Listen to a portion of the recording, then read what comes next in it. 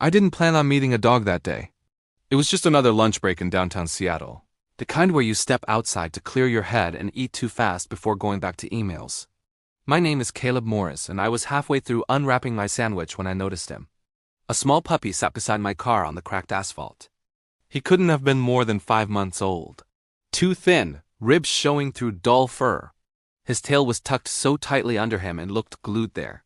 He wasn't looking at my face. He was staring at my sandwich like it was the only solid thing left in the world. He didn't bark, didn't whine, he just waited. His ears were flattened back, body low, ready to run if I moved wrong. I watched his throat work as he swallowed that quiet, painful calculation every starving animal makes. Is this person danger, or is this hope?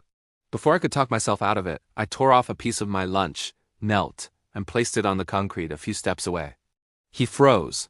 Then he crept forward, inch by inch, nose brushing the ground, eyes never leaving me. He didn't touch the food until I stood up and stepped back. Then he lunged, no chewing, just swallowing, glancing over his shoulder like someone might still take it away. All afternoon, I couldn't focus. That image stayed with me, the shaking puppy, the concrete, the way he ate like tomorrow wasn't guaranteed. That night, lying in bed, I made myself a quiet promise. Tomorrow I'm bringing lunch for the pup. He was there again, same spot, same stare. When I stepped out the next day, he was already waiting near the edge of the lot. His tail twitched once when he saw the bag in my hand, then dropped again, like he didn't trust good things to last. This time I'd brought a second container just for him and a cheap plastic plate. I wasn't a rescuer. I wasn't a volunteer, just an office guy who couldn't pretend this was nothing. I set the plate down and stepped back. He circled it cautiously, sniffing the air, then the food, checking my distance. Only when I backed away did he eat fast at desperate mouthfuls, stopping every few seconds to scan the lot. When he finished, he licked the plate clean and finally looked up at me. Just for a second, I took one step closer. He flinched, and that's when I noticed the limp. The word vet crossed my mind. I pushed it away. On the third day, it rained. Seattle rain that soaks straight through you. I almost hoped he wouldn't be there. But when I stepped outside, there he was, fur-soaked, body shaking so hard it made my chest ache. I brought an old towel from my car and laid it gently over him.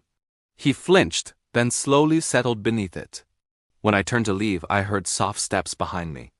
He followed me to the line where the parking lot met the building and stopped. Like there was an invisible wall he didn't dare cross. On the fourth day, he wagged his tail.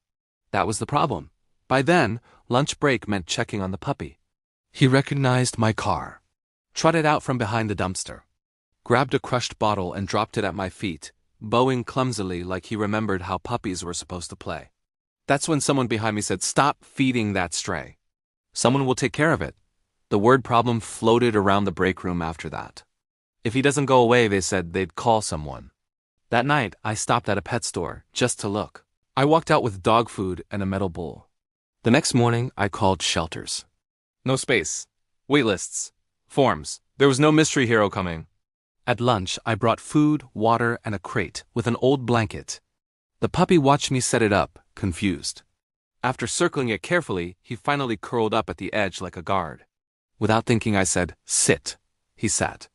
That's when it hit me. I already expected him to be alive tomorrow. The next day, the crate was tipped over. The blanket dragged out. The puppy was gone. My stomach dropped.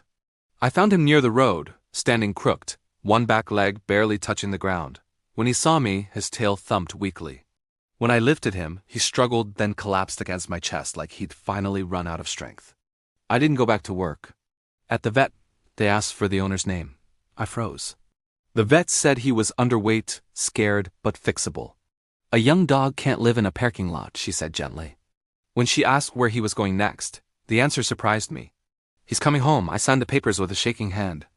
At my apartment, he explored slowly, then found the bed and collapsed like he'd reached land after drifting too long at sea. That night, he slept by my door, his head on my hand. I named him Ridge. 2 weeks later, Ridge was stealing socks and wagging his whole body when I said his name. His eyes were brighter.